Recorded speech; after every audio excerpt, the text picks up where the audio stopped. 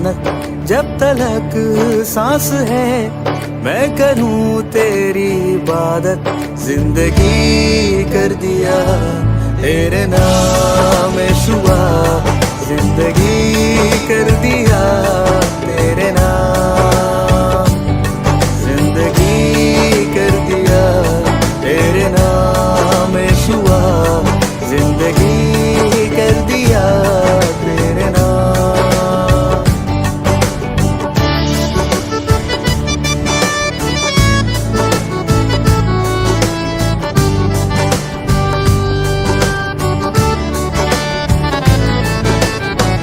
चला जा रहा था गुमनामियों में ना थी कोई जिंदगी ये मेरी वीरानियाँ थी तन्हाइयाँ थी मुश्किल में थी जिंदगी ये मेरी तू जो मिला है ऐसे मसीहा जैसे मिली रोशनी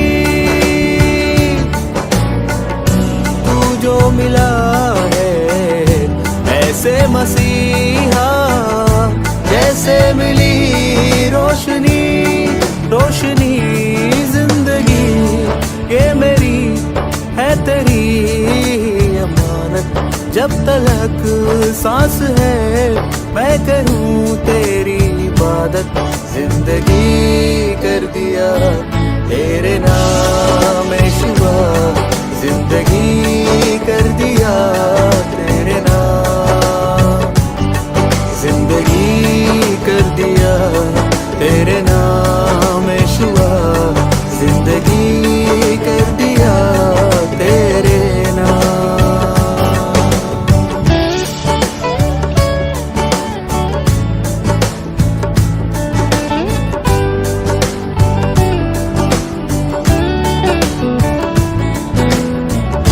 पाने से तुझको पा लिया सब कुछ अब है न कोई कमी कमी दिल भी है तेरा धड़कन भी तेरी सांसें भी है अब तेरी बस तेरी अब जो चल रहा हूँ तेरी दया है तेरा अनुग्रह महान अब जो चल रहा हूँ तेरी दया है तेरा अनुग्रह महान जिंदगी ये मेरी है तेरी अमानत जब तलक सांस है मैं करूं तेरी इबादत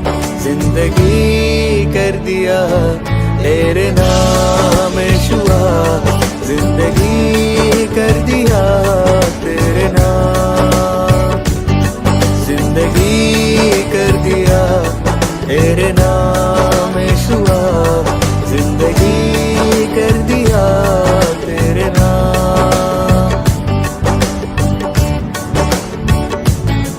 मेरा आगाज तू है मेरा अंजाम तू है तू मेरा रहनुमा मेरा रहबर भी तू है मेरा जीना भी तू है और मरना भी तू है मेरे सांसों का चलना भी बस तू ही तू है हाँ बस तू ही तू है।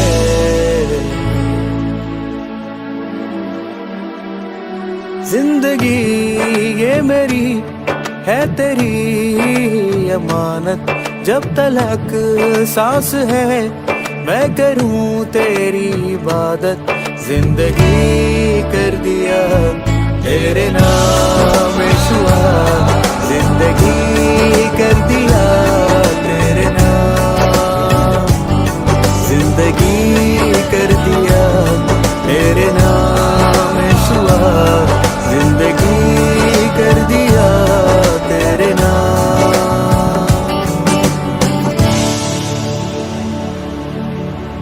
मैंने खुद को जो तेरे इबादत में गुमनाम कर दिया।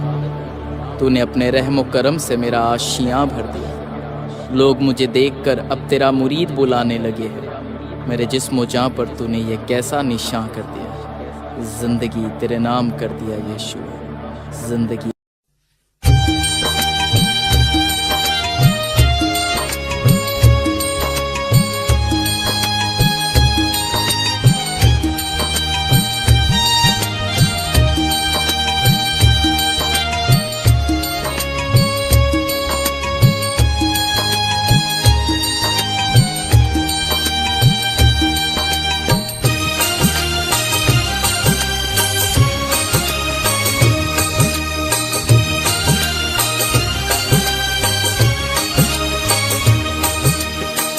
ભાઈ મને ભાગ્ય મળ્યા છે ઈસુ ગુરુ તારણહાર। ભાઈ મને ભાગ્ય મળ્યા છે ઈસુ ગુરુ તારણહાર। ભાઈ મને ભાગ્ય મળ્યા છે।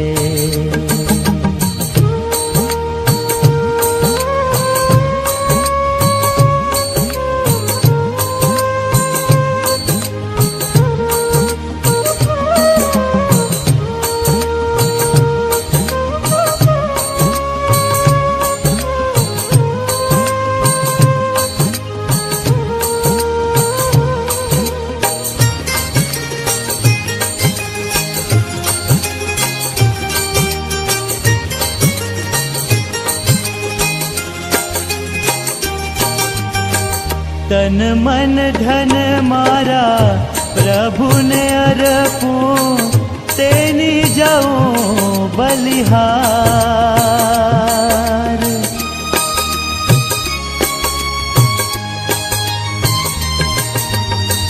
तन मन धन मारा प्रभु ने अर्पूं, तेनी जाऊं बलिहार। मुझ पापीनु तारण करवा, मुझ पापीनु तारण करवा, आव्या जग मोझार। भाई मने भाग्य मळ्या छे ईसु गुरु तारणहार। भाई मने भाग्य मळ्या छे।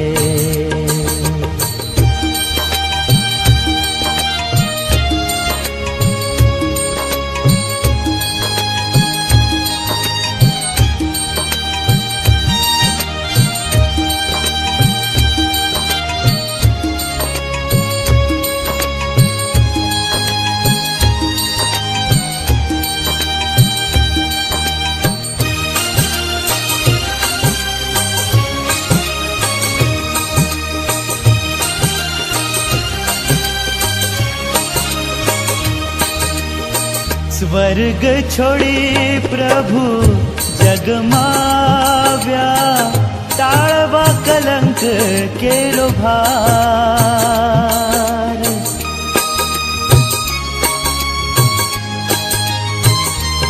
ओ स्वर्ग छोड़ी प्रभु जगमाव्या, टाळवा कलंक केरो भार।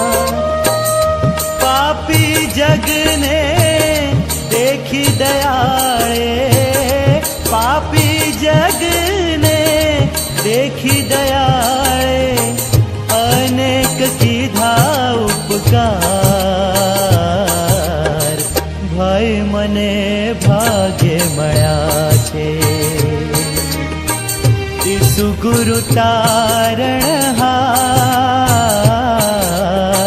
भाई मने भाग्य मळ्या छे।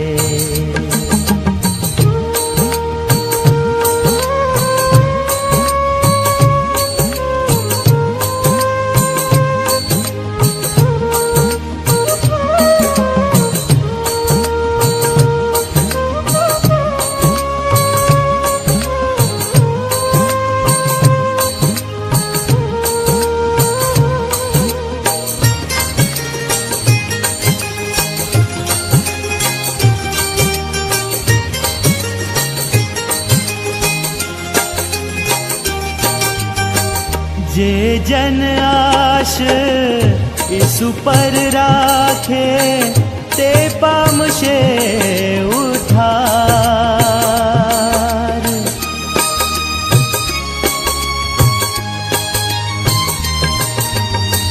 જે જન આશ ઈસુ પર રાખે તે પામશે ઉદ્ધાર. કહે વિશ્વાસી ગુરુ ગુણ ગાય, કહે વિશ્વાસી ગુરુ ગુણ ગાય, ઈસુનો બોલો જયકાર. ભાઈ મને ભાગ્ય મળ્યા છે, ઈસુ ગુરુ તારણહાર. ભાઈ મને ભાગ્ય મળ્યા છે, ભાઈ મને ભાગ્ય મળ્યા છે, ભાઈ મને ભાગ્ય મળ્યા છે.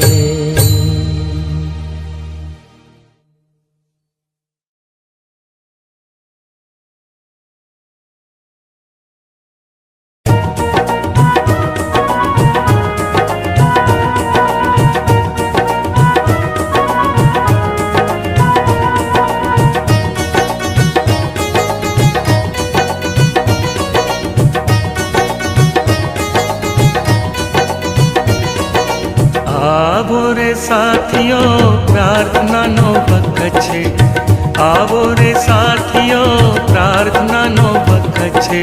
ભક્તિ થકી શક્તિ મળે ઈસુ દે છે, ભક્તિ થકી શક્તિ મળે ઈસુ દે છે.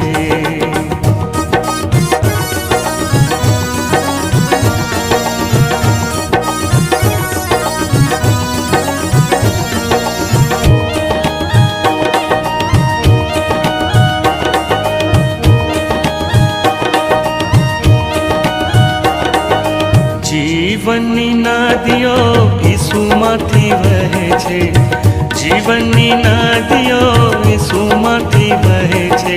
તેનું પાણી પીએ તેની તરસ મટે છે, તેનું પાણી પીએ તેની તરસ મટે છે.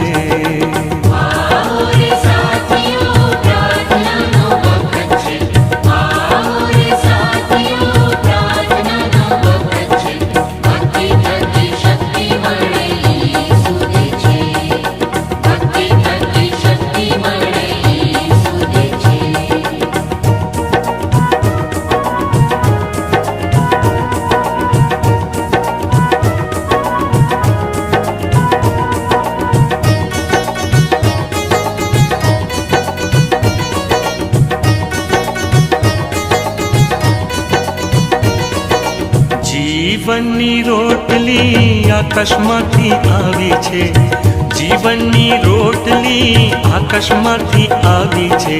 તેને ખાધે ભૂખ ભાગે મન ધરાશે, તેને ખાધે ભૂખ ભાગે મન ધરાશે.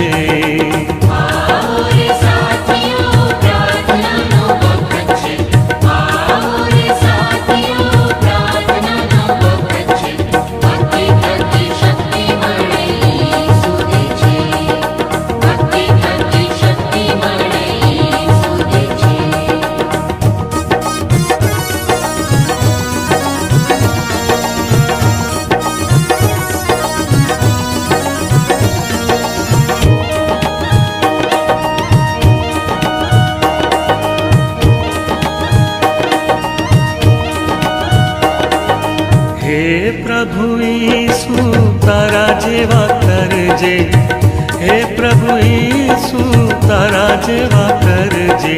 પાપ થકી છોડાવીને નવો જન્મ દે, પાપ થકી છોડાવીને નવો જન્મ દે.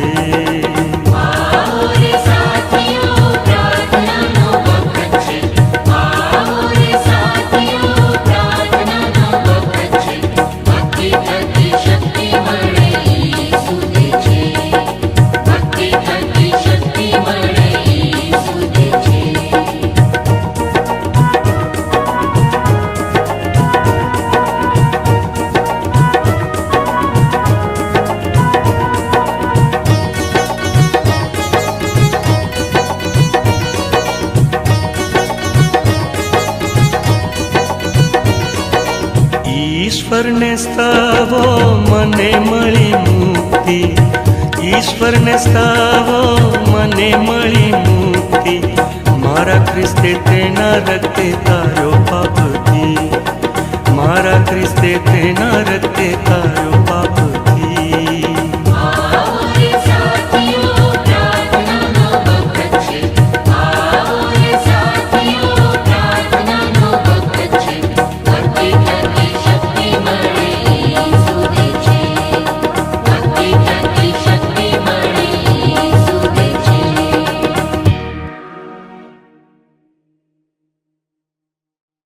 પિતા, અમે આ સમયે આભાર માનીએ છીએ.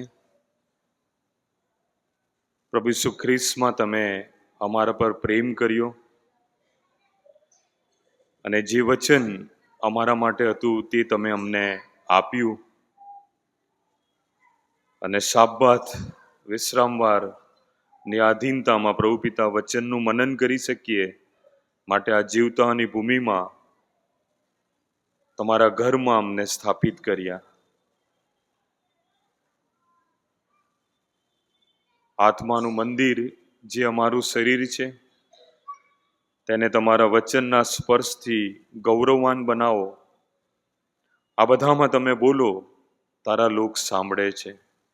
પ્રભુ, પવિત્ર આત્માને વિરુદ્ધ કોઈ આત્મા હોય તો ઈસુ નાઝરીના નામથી તમે તેને દૂર કરજો. દરેક વિચારને વશમાં કરી ખ્રિસ્તની આધીનતામાં અને પવિત્રતામાં આવીએ છે. તમે બોલો, તારા લોક સાંભળે છે. ઈસુ પ્રભુના નામમાં માંગ્યો, આમેન. આજનું જે વચન છે અને જે શાસ્ત્ર વંચન વાંચવામાં આવ્યા એમાં મૂસા અને નિકોદેમસની વાત લઈને વાત કરવાનો છું. સિનિયર સિટીઝન છે ત્યારે ઘણા બધા પાત્રો છે બાઇબલમાં. ઇબ્રાહિમનું પાત્ર છે, મૂસાનું પાત્ર છે, અયુબનું પાત્ર છે, અને નવા કરારમાં પણ ઘણા બધા પાત્રો છે. પણ નિકોદેમસનું પાત્ર પસંદ કરવામાં આવ્યું. એમાં 3 બ્લોકમાં 3 બાબતો શેર કરીશ.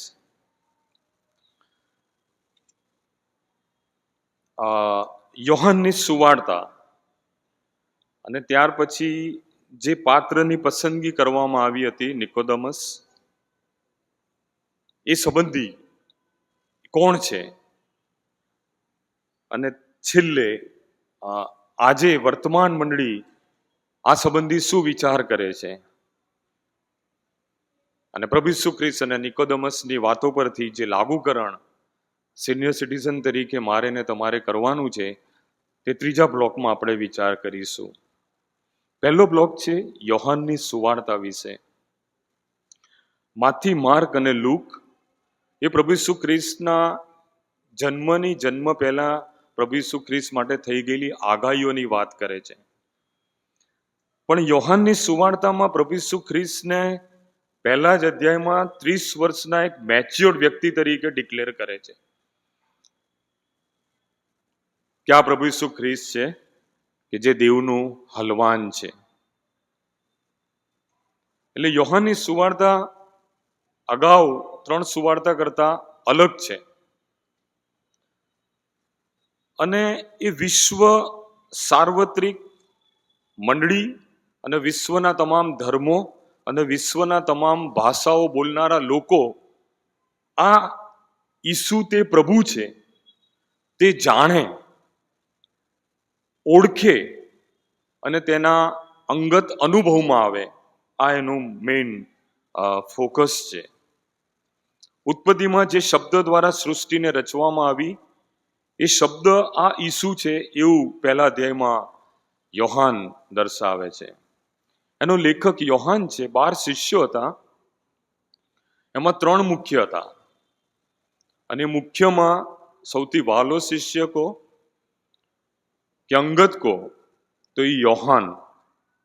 કેમ કે યોહાન 17ની જે પ્રાર્થના છે એણે જે લખી છે ઈસુના શબ્દોને સાંભળીને બહુ નિકટમાં માની સોંપણી પર પ્રભુ ઈસુ ખ્રિસ્ત યોહાનને કરે છે. અને એવા ઘણા બધા પુરાવા સાથે કહી શકીએ કે પ્રભુ ઈસુ ખ્રિસ્તની બહુ નિકટ રહેનાર આ શિષ્ય હતો. એણે આ સુવાર્તા લખી. લખવાનો જે હેતુ હતો યોહાનની સુવાર્તા, તે સમયની જે માન્યતા કહો કે ફિલોસોફી કહો, ગ્રીક, રોમન, કે ઈશ્વર કોને કહેવાય,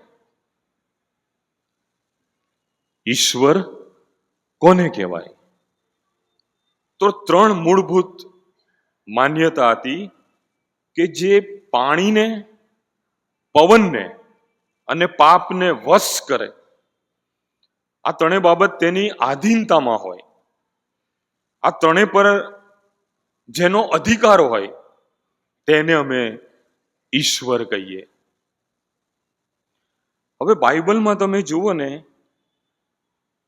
તો પાણી તો પદાર્થ જ કહેવાય, પણ ઈશ્વરે સૌથી વધારે પાણી ને પવનને લઈને હું ઈશ્વર છું એવા પુરાવા રજૂ કર્યા છે. નિર્ગમનમાં તમે જાઓ, જે 10 અનર્થ છે, તો પહેલું જે એ પાણીનું લોહી, પછી 10 અનર્થ પૂરા થાય છે, પછી તે લોકો આગળ જાય છે તો સમુદ્રના 2 ભાગ કરે છે, પાણીના 2, કે આખી રાત પવન ફૂંકાયો અને પવનથી સમુદ્રના 2 ભાગ કર્યા. ખડકમાંથી પાણી કાઢ્યું. પછી કરાર કોષ લઈને તે લોકો યર્દન સુધી આવ્યા, ત્યારે યર્દનથી કહે છે કે પાણી પાછા હટી ગયા, રસ્તો થયો. યર્દનમાં પણ 3 બનાવો. એલિયાનો જબ્બો એલિસાએ નાખ્યો, પાણીના 2 ભાગ કર્યા. નામાનનો કોડ પણ યર્દનમાં. એટલે જેના પાણી પર અધિકાર છે તે ઈશ્વર છે. પવનની પણ વાત કરી છે ઘણી બધી જગ્યાએ.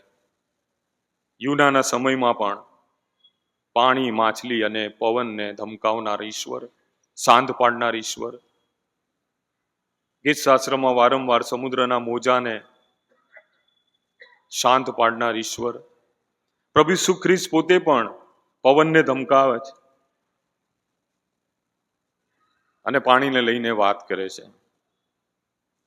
અને પાપ, પ્રભુ ઈસુ ખ્રિસ્ત ભર બજારમાં ઉભા રહીને કહે છે કે તમારામાંનું કોઈ એક એવું છે કે મારામાં પાપ સાબિત કરી શકે. પાપ રહિત હતા, અભરિત હતા. આ ત્રણેય બાબત પ્રભુ ઈસુ ખ્રિસ્તમાં હતી કે જે પાણીને લઈને પોતાને સાબિત કરે છે, પવનને ધમકાવે છે અને પાપ રહિત છે. સ્વપ્નમાં પણ પાપ નહીં કર્યું 33 વર્ષ સુધી, જેથી કરીને વધસ્તંભ નિષ્ફળ જાય. આ યોહાન આ 3 બાબતને લઈને જે ગ્રીક ફિલોસોફી હશે એની સામે ડિફેન્સ કરે છે કે તમે જે માનો છો એ ઈશ્વર આ છે. મૂસાના સમયથી માંડીને એ.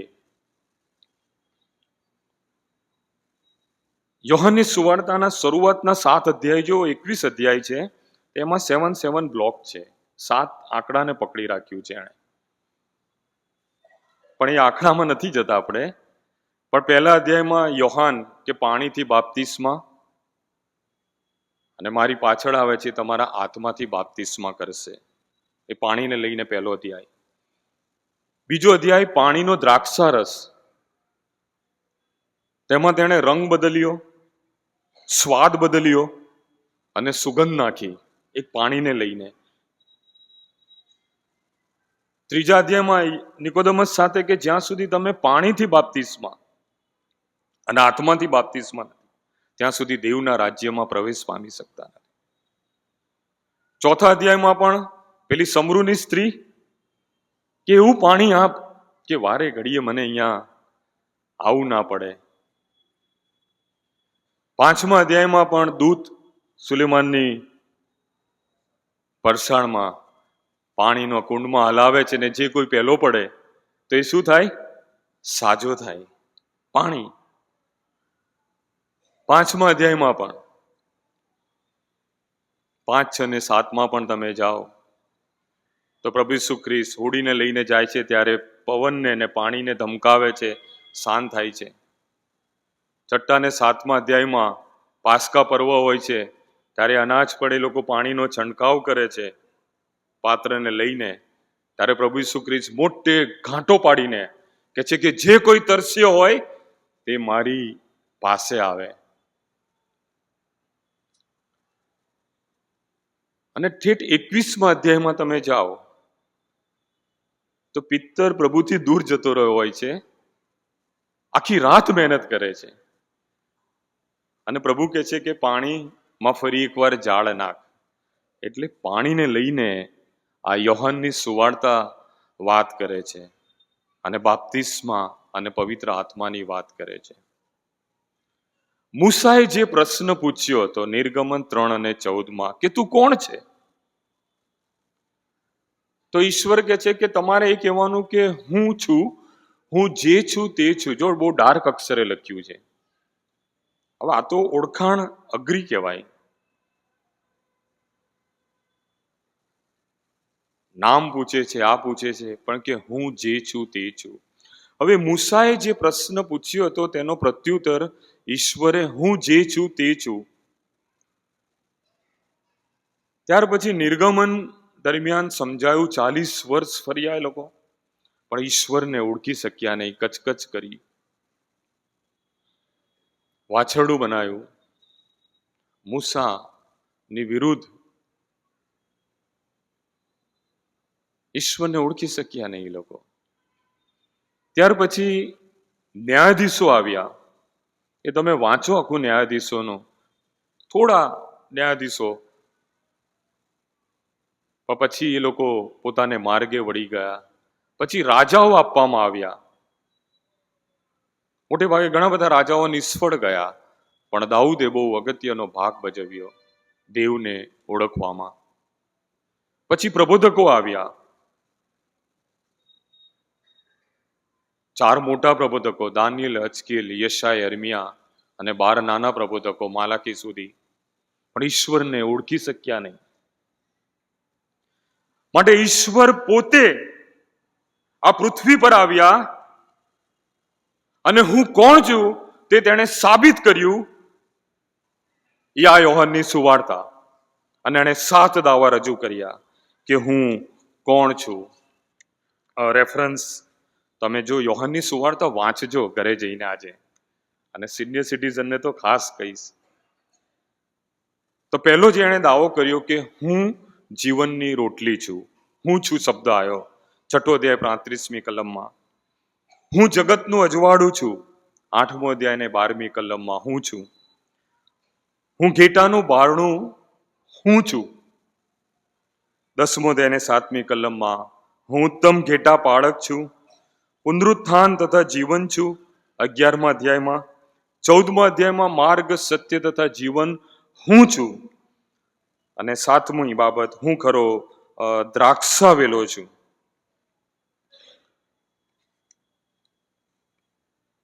આ હું છું જે શબ્દ છે, જે ઇઝરાયલ અને યહૂદી નહીં સમજી શક્યા, એ પ્રભુ ઈસુ ખ્રિસ્ત હવે પોતે આવીને એ સમજાવે છે. અને પહેલા જ અધ્યાયમાં કહે છે કે આ દેવનો શબ્દ છે, પ્રભુ છે. અને આ 7 દાવાને લઈને હવે સાથે 7 દાવાનો અભ્યાસ કરો તો હું છું એમાં એક શબ્દ વધારે ઉમેરાય છે, જીવન. જીવન શું છે? જીવનની ફિલોસોફી શું છે? જીવનની વ્યાખ્યા શું છે? હું ને તમે જે જીવન જીવી રહ્યા છે એને જીવન કહેવાય? અનંત જીવન શું છે? વાસ્તવિક વર્તમાન જીવનમાં, આધ્યાત્મિકમાં આપણે એટલા બધા સ્ટ્રોંગ નથી અને અનંત જીવનની વાતો કરીએ છીએ. આ યોહાનની સુવાર્તા જીવન વિશે કહે છે.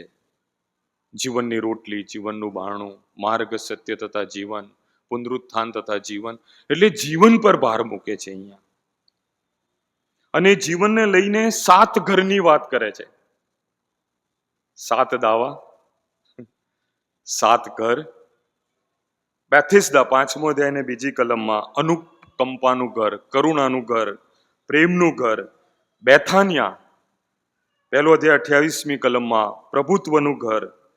બેથસાઈ 1લો અધ્યાય 44મી કલમમાં માછીમારોનું ઘર.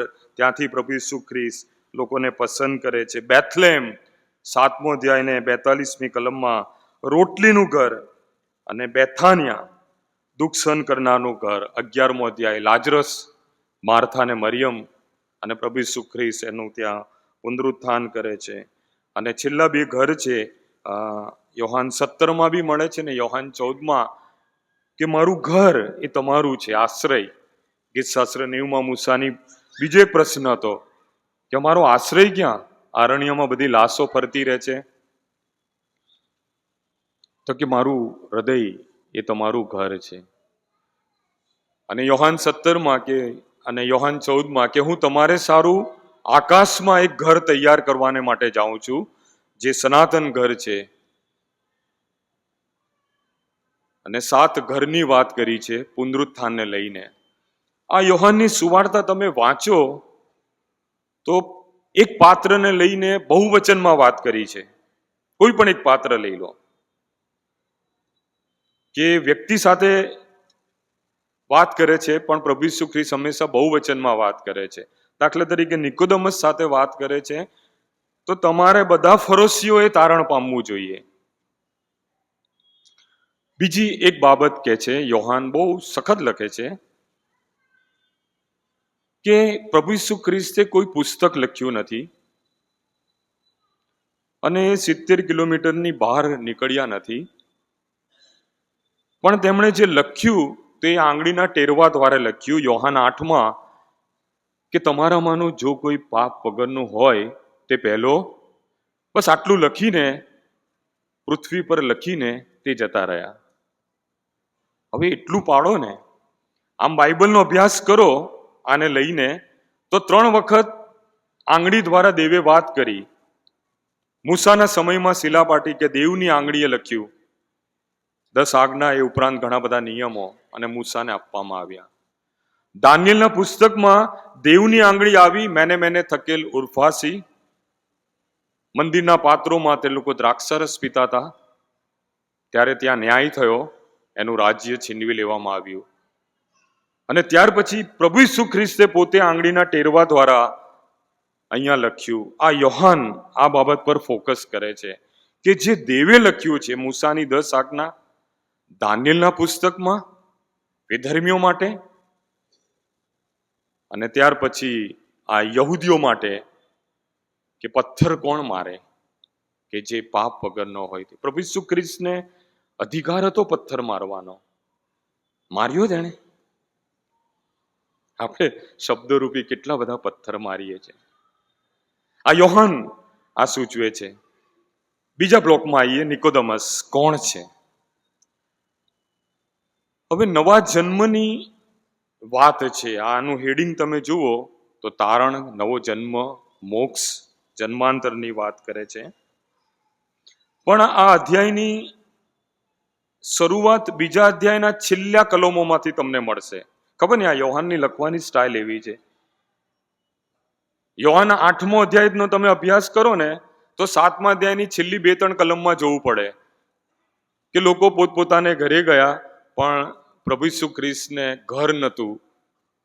પક્ષીને માળો છે, લોકડાને દર છે, પણ માણસને રહેવાને કોઈ ઠામ ઠેકાણા નથી.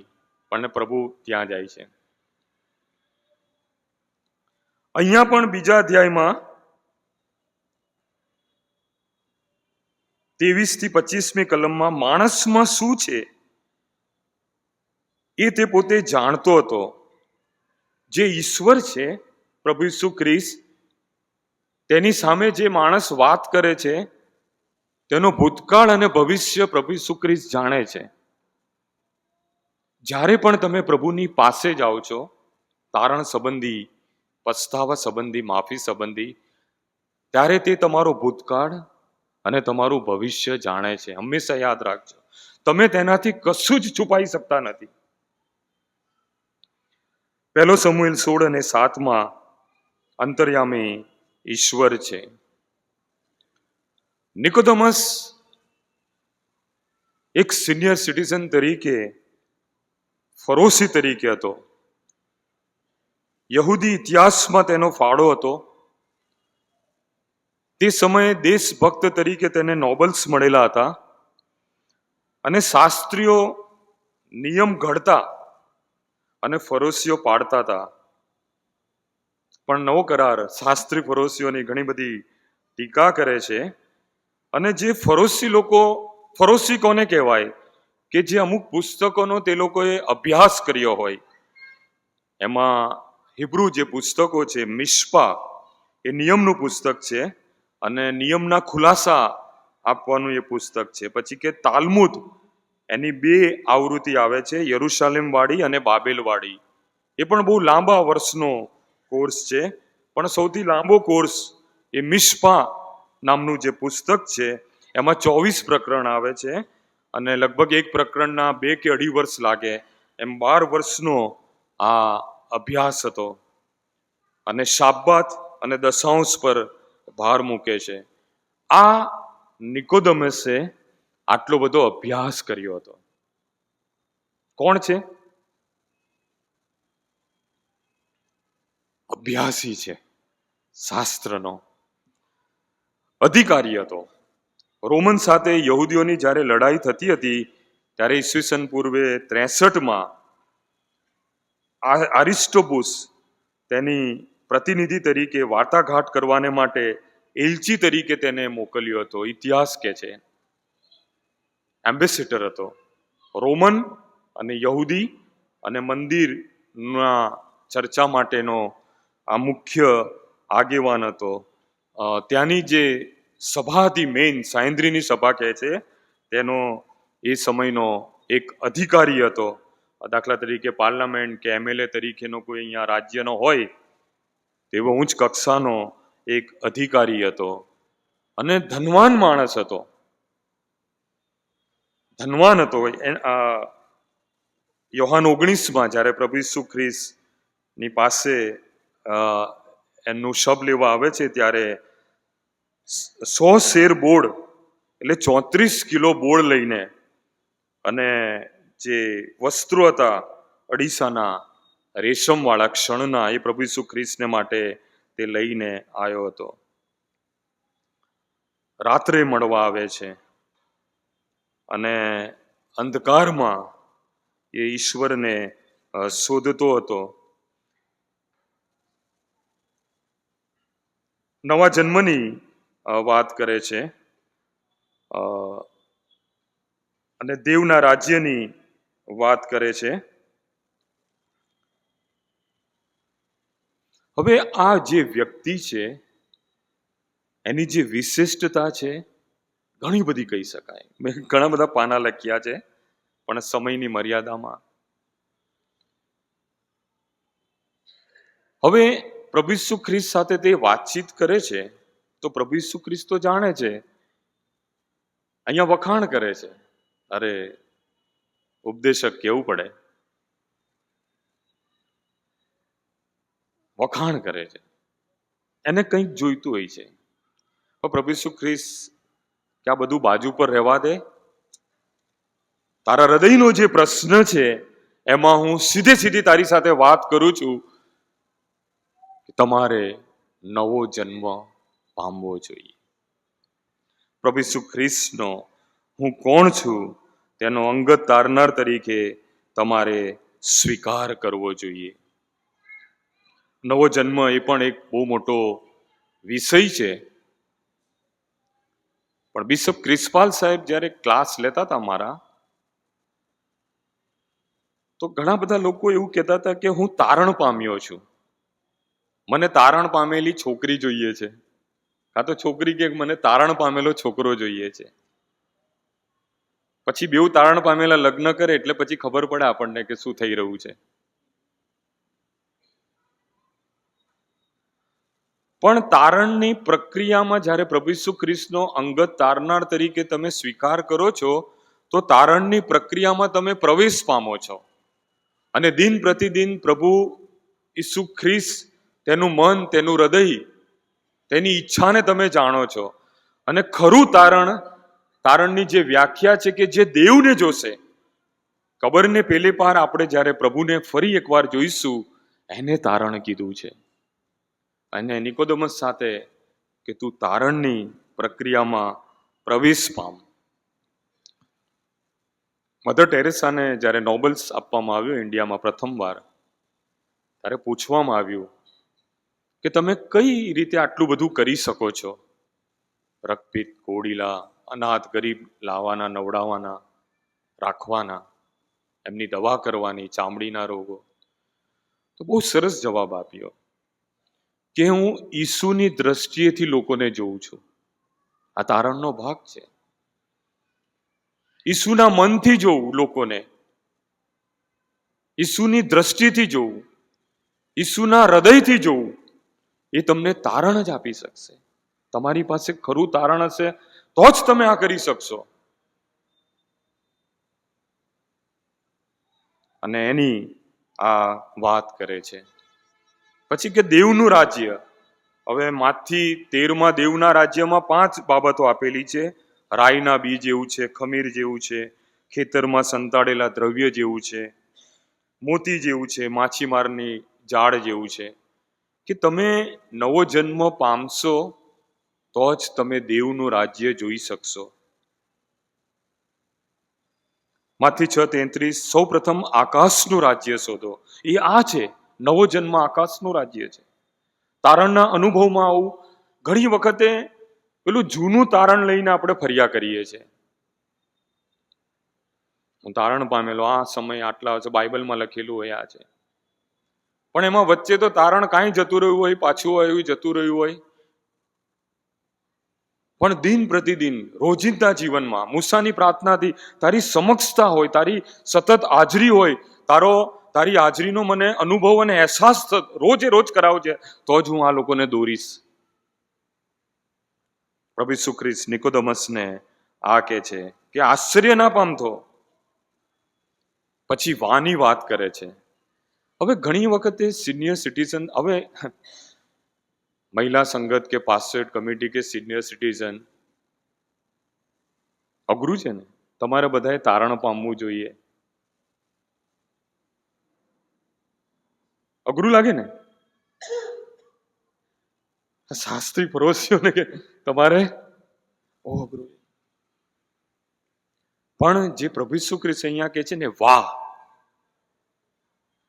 ગ્રીકમાં ન્યુમા શબ્દ છે, ઉર્દુ ને ફારસીમાં રોહામમાં મારો આત્મા. પવનની વાત કરી છે કે પવનને તું જોઈ શકતો નથી, પણ અહેસાસ કરે છે કે અહીંથી આવ્યો ને અહીંથી ગયો, ઠંડો હતો કે ગરમ હતો. અને કે છે કે એ પવિત્ર આત્માની તમને જરૂર છે. યોહાન શરૂઆતથી જ કહે છે કે હું પાણીથી બાપ્તિસ્મા કરું છું, પણ તે તમારું આત્માએ બાપ્તિસ્મા કરશે. અને 14, 15, 16, 17 અધ્યાય સુધી એ પવિત્ર આત્માની વાત કરી છે કે હું બાપની પાસે જાઉં છું 14માં ત્યાં, પણ મારો પવિત્ર આત્મા તમને મોકલી આપીશ. ઈસુ ખ્રિસ્ત પોતે પવિત્ર આત્મા દ્વારા ગર્ભ રહ્યો, પવિત્ર આત્મામાં તે મોટા થયા, અને ફરી એકવાર યર્દનમાં પવિત્ર કબૂતર પેઠે પવિત્ર આત્મા તેના પર ઉતર્યો, એ બાપનો આત્મા, અને સાબિત કર્યું કે આ મારો વાલો પુત્ર છે. પણ ઈસુ ખ્રિસ્ત કહે છે કે મારો આત્મા, બાપનો આત્મા મારી પાસે છે, પણ મારો આત્મા તમને આપીશ. હજકેલ 36માં એની ભવિષ્યવાણી હતી કે નવું હૃદય, નવો આત્મા એ તમારામાં મૂકશે. નવો જન્મ એ પ્રભુ પવિત્ર આત્માની મુવમેન્ટ છે. તમે પ્રભુ ઈસુ ખ્રિસ્તની પાસે જાઓ છો ત્યારે પવિત્ર આત્મા એ તમારી સાથે વ્યવહાર કરે છે.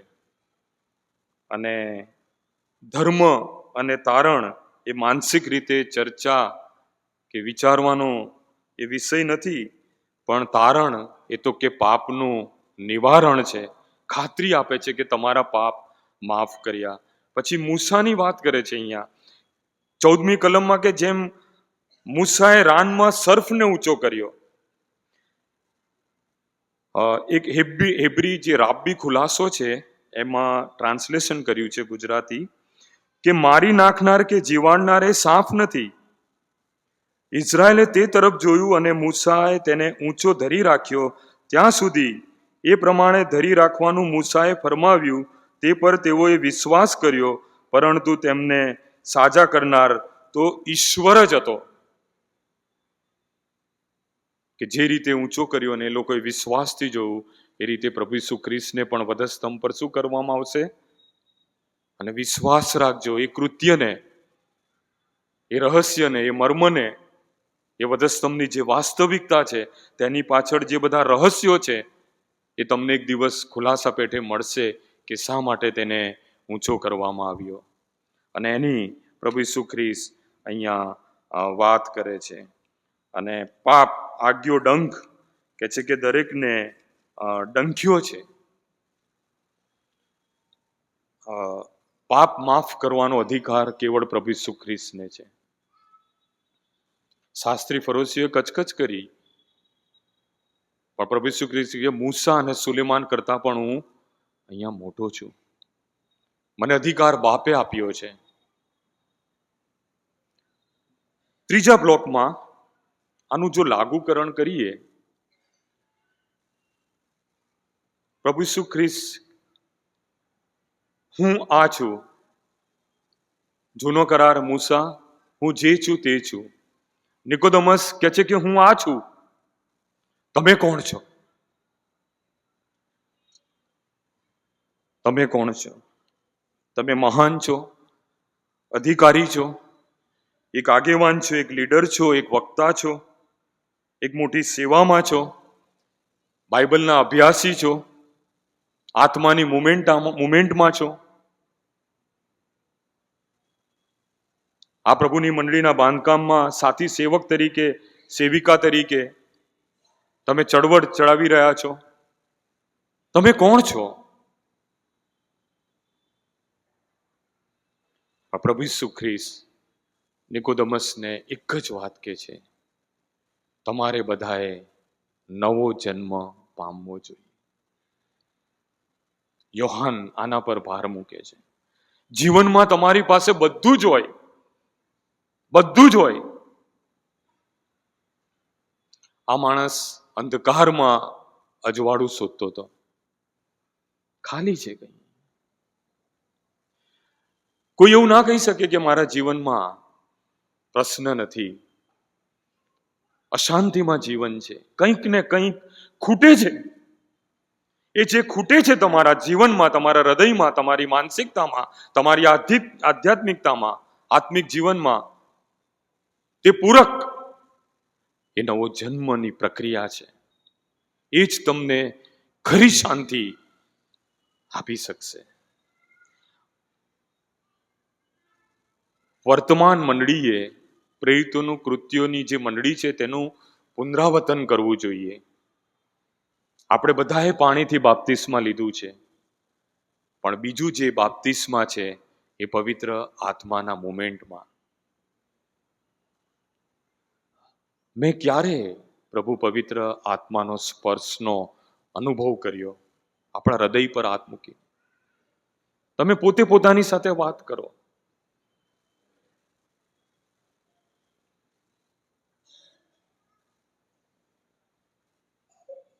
નવો જન્મ એ કૌટુંબિક શાંતિ લાવે છે, આનંદ લાવે છે, પ્રેમ લાવે છે. નવો જન્મની પ્રક્રિયા એ ઈશ્વરની ઈચ્છા શોધે છે. ઈશ્વરના હૃદયના વિચારો કેવા છે તે સંબંધી એનું ધ્યાન કેન્દ્રિત કરે છે. આપણે ગમે તે વ્યક્તિ હોઈએ, ગમે તેવા હોઈએ, ઈશ્વર ગમે તેટલી ઉચ્ચ કક્ષાએ મને તમને લઈ ગયા હોય, તે છતાં પણ આ યોહાન નિકોદેમસ દ્વારા CNI રાજકોટ મંડળીની સાથે વાત કરે છે, તમારે નવો જન્મ પામવો જોઈએ. નિકોદેમસ થોડી ચર્ચા કરે છે એક સિનિયર સિટીઝન તરીકે. એમાં બે બાબત આપી છે. ત્યાં ગ્રીક ફિલોસોફી એવી હતી કે જ્યારે બાળકનો જન્મ થાય ત્યારે માના ઉદરમાં પાણીનું એક કવચ બનાય. તો કે પાણીથી તો અમે જન્મ્યા. પહેલા પિત્તરનો તમે અભ્યાસ કરો તો પૃથ્વી પાણીથી બાંધેલી હતી અને નૂના સમયમાં પાણી ઓસર્યા તો કે અમે પાણીમાં જ હતા ને. હેબ્રુના પત્રમાં પણ કે જ્યારે એ લોકો સમુદ્રના 2 ભાગ થયા ત્યારે છંટકાવથી બાપ્તિસ્મા અને સુન્નતની વાત કરી છે. તારણ નહીં પામવાને માટે બાઇબલની અંદર જે લખેલું છે તે સંબંધિત તર્ક વિતર્ક કરીએ છીએ, પણ પ્રભુ ઈસુ ખ્રિસ્ત બહુ સ્પષ્ટ અને સીધી ભાષામાં તમારે નવો જન્મ એટલે શું? અંગત તારનાર તરીકે પ્રભુ ઈસુ ખ્રિસ્તનો સ્વીકાર કરવો. હું કોણ છું? યોહાન વારંવાર કહે છે કે તમે દેવના દીકરા છો, તમે દેવના સાક્ષી છો, તમે ખ્રિસ્તના એલચી છો, તમે દેવનું મંદિર છો અને દેવનો આત્મા તમારામાં. એફએસસી બહુ સરસ કહે છે કે જગતના મંડાણ અગાઉ પહેલા તમને પસંદ કર્યા છે. સૃષ્ટિની રચના નથી થઈ તે પહેલા હું ને તમે તેના વિચારોમાં હતા અને સમયની સંપૂર્ણતાએ આ જન્મ લીધો છે. ઈશ્વરની યોજનાનો હું ને તમે ભાગ છે. માટે યોહાન લખે છે કે તમારે નવો જન્મ પામવો જોઈએ. નવો જન્મ એ સૃષ્ટિના રિનોવેશનમાં ઈશ્વર તમારો ઉપયોગ કરે છે. જે આદમ પાસેથી શેતાને છીનવી લીધી હતી એ શેતાન પાસેથી પ્રભુ ઈસુ ખ્રિસ્તે તેને છોડાવી છે. રોમી 8માં દાસત્વમાં જે નિશાસા નાખે છે, જેમ ગર્ભ થાય છે અને જે દુખાવો પડે છે કે એ રીતે સૃષ્ટિ કષ્ટાઈ પણ તેને મુક્તપણે પ્રભુ ઈસુ ખ્રિસ્તે છોડાઈ. હવે સૃષ્ટિને ફરી એકવાર એદનવાડી જેવી બનાવવાની છે, તેમાં નવા જન્મની જરૂરિયાત છે.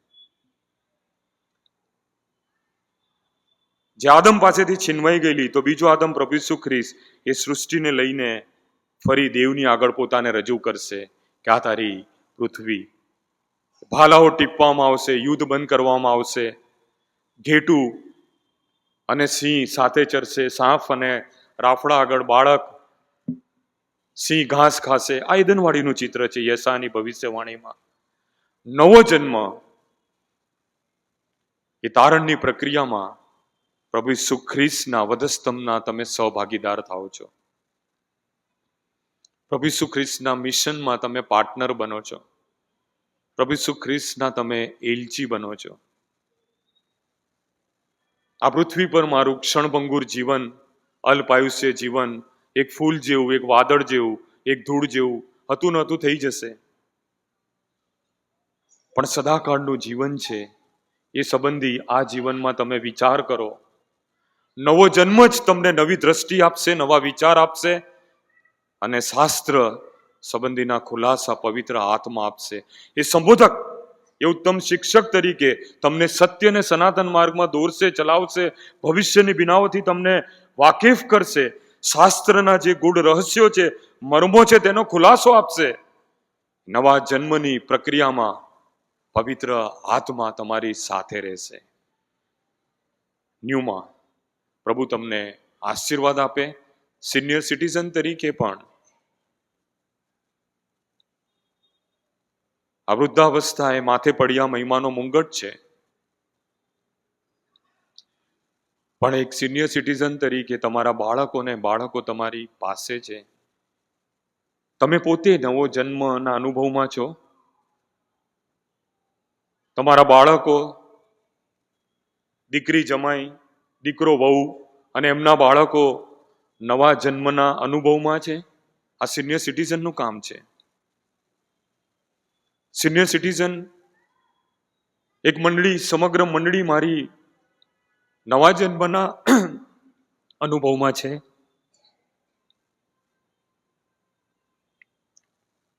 મારા તો 300 બાળકોની સંડે સ્કૂલ હોય છે અને લગભગ 100ની આસપાસ, 110ની આસપાસ સિનિયર સિટીઝન છે. ત્યારે સંડે સ્કૂલની એક્ઝામ હમણાં આજે થશે, તો મેં અમુક સિનિયર સિટીઝનોને વહેંચી આપ્યા કે તમે એક્સ્ટ્રા ક્લાસ લો.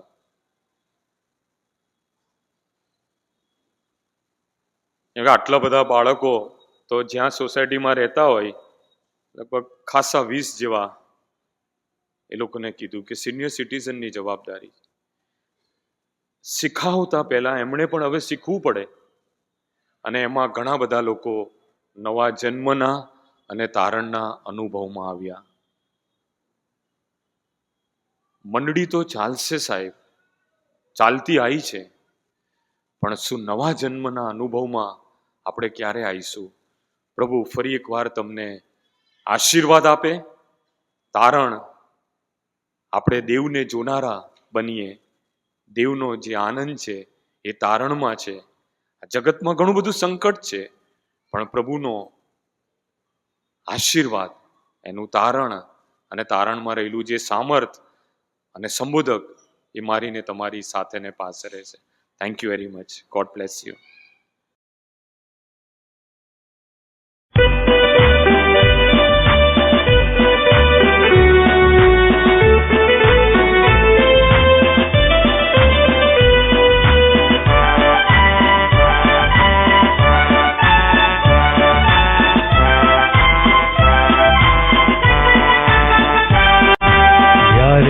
કઠણ લાગે ને વેરી કરે ઢોર, ઈસુ થજે આગેવાને અમને આગળ દોર. જોખમ વાળી જગાઓમાં તને ઢાલીશું, ચિંતા તજી તારી પાછળ ચાલીશું.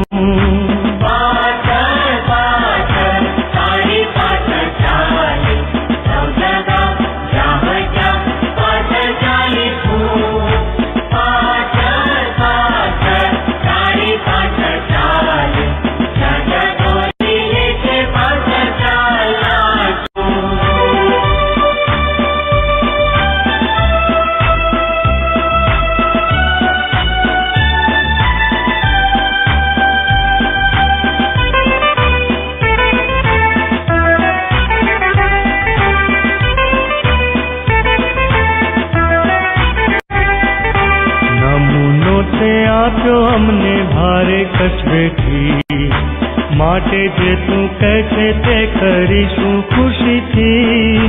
તારો નમૂનો લઈને આજ્ઞા પાડીશું, પ્રીતિ થકી તારી પાછળ ચાલીશું.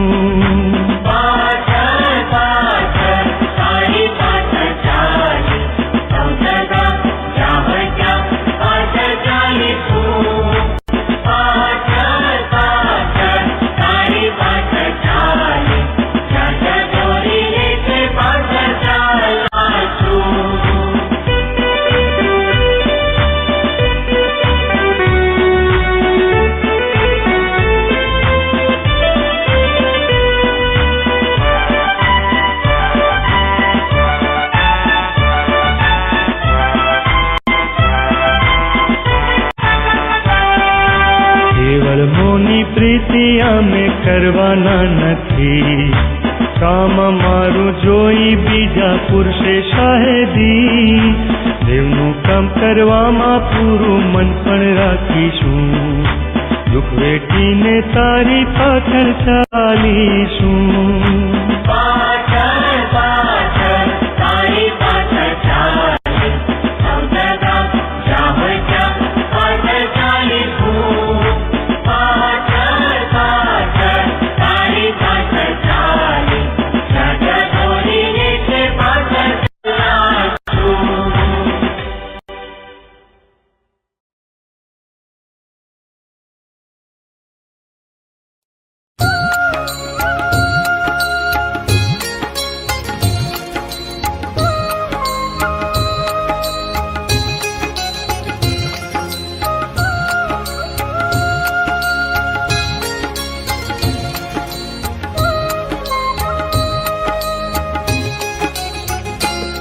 अर्पूं तुझने मुझ तन मन धन, मुझ जीवन ले, मुझ जीवन ले. दऊं होमी प्रभु मुझ सर्वथ धन, मुझ जीवन ले, मुझ जीवन ले. अर्पूं तुझने मुझ तन मन धन, मुझ जीवन ले, मुझ जीवन ले.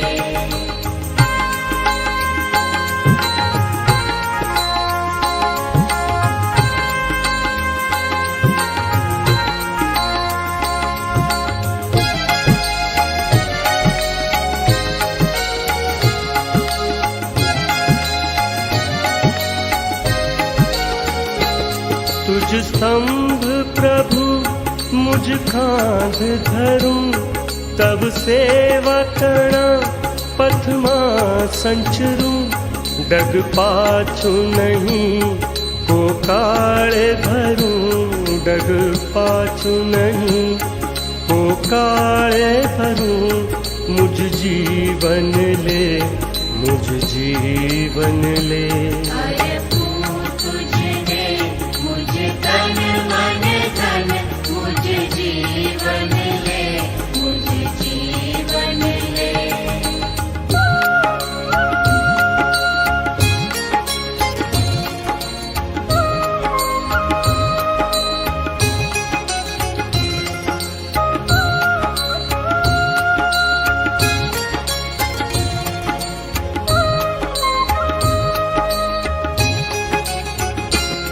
बहु संकट ने तूफान नड़े, बहु आपदा थी वधु शूर चढ़े।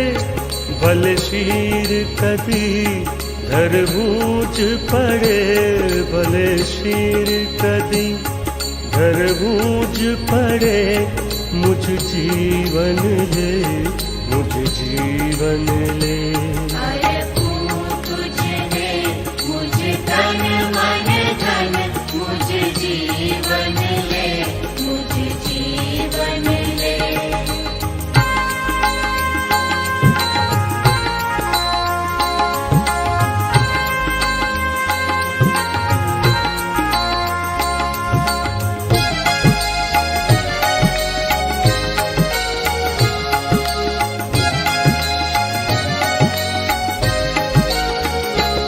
तब राज्य तणी झुंबेश मही, सदा सेवा मही झुकावु सही। या होम करी पड़ु पाछो नहीं, या होम करी पड़ु पाछो नहीं। मुझ जीवन ले, मुझ जीवन ले। अरे तुझने मुझ तन मन धन मुझ जीवन ले, मुझ जीवन ले।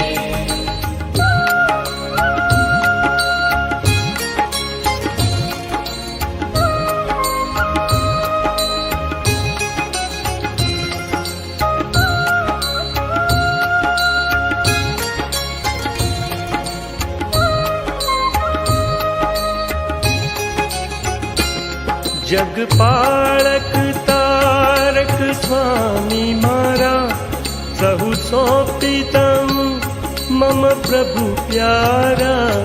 धरु मस्तक हूँ चरणे तमारा, धरु मस्तक हूँ चरणे तमारा। मुझ जीवन ले, मुझ जीवन ले। अरे तुझने मुझ तन मन धन मुझ जीवन ले, मुझ जीवन ले। दऊँ होमि प्रभु मुझ सर्वथ धन, मुझ जीवन ले, मुझ जीवन ले। अरे तुझने मुझ तन मन